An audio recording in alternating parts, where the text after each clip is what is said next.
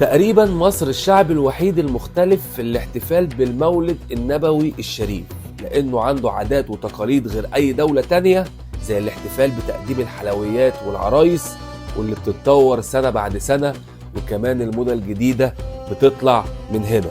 الشارع اللي ورايا ده اشهر شارع لحلاوه مولد النبي في مصر، شارع بين الحارات.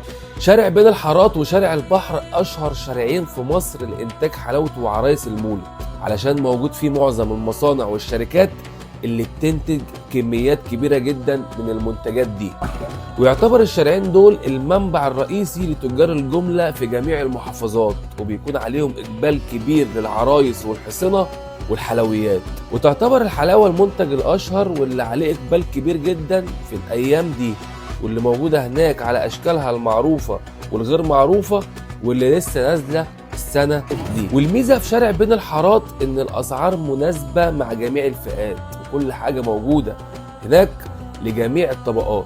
وعنوان الشارع ما يتوهش، هتقف في ميدان رمسيس، جامع الفتح على يمينك والفجالة على شمالك، وكلود بيه في الوش على طول. شارع البحر وشارع بين الحارات شوارع قديمة ومعروفة في الحلويات، ومستلزمات الاحتفال بالمولد النبوي هناك موجودة بجميع الأشكال والاختلافات.